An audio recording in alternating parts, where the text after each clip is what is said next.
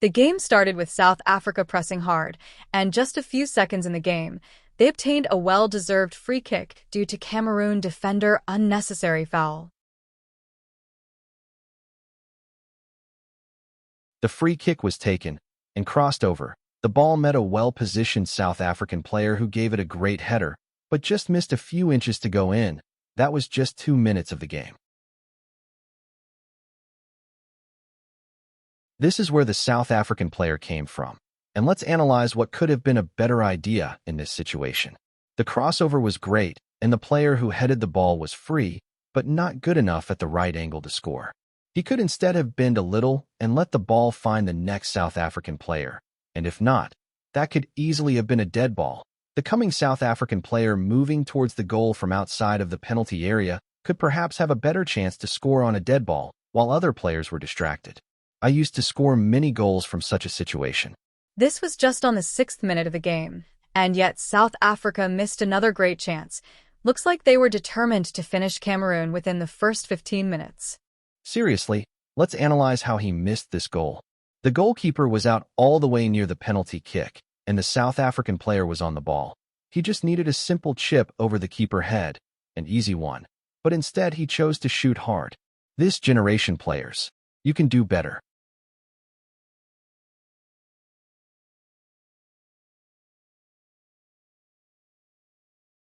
For those who think it was not offside, not one but two players. What can we deduct from this?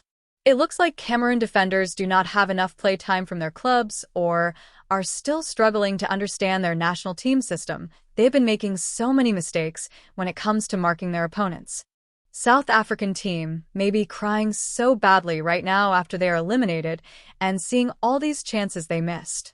At this point, if all chances they created were capitalized on, so far, South Africa could easily have scored at least 3 goals, not 5, but at least 3. Agree?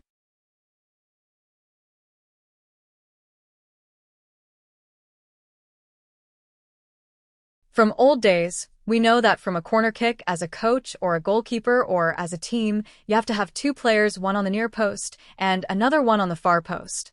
Those players have to stay there until the action is finished. Proof: Cameroon scored an easy goal. They did not really fight for it like South Africa had been fighting. Guess what? This is where the winning mentality was collapsed. South Africa never pressed like they had been doing from start. You see, the psychology plays a great role in a team's victory. Though Cameroon had been weak, they knew just a simple chance will open a door of no return as long as scoring was concerned. What a great header. It's been said that Cameroon has perhaps found the new Samuel Eto'o. I would say South Africa lost this game because of the lack of sharpness. They did not come for tourism, did they? At least their coach has a lot to do for the upcoming World Cup. They can do better.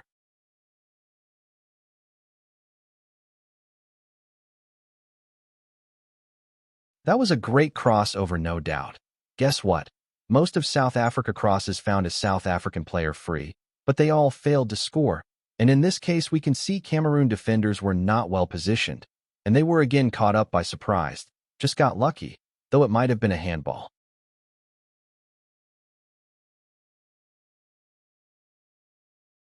That was a great free kick, and again Cameroon was saved by their goalkeeper.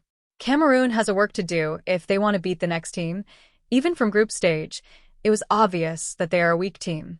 What's amazing is that such a team can sometimes go all the way and win it all, and we just wonder how. What a useless great counterattack. This is what makes the greatest players different from upper-average players. Mbeumo killed his counterattack. Here is why. In his mind, he thought could go all the way and score a solo goal, then realized so many South African came back. He doubted and stopped somehow, and once he realized he was blocked the view, he just got rid of the ball off of him. What could he have done differently? He would have shifted the side and pulled the ball towards the middle as all players were running fast. And in that case, he could have found a well-positioned teammate to score an easy goal. What can I say about this one here? The bouncing ball. Seriously? In front of the goal, a national team player doesn't know what a bouncing ball means.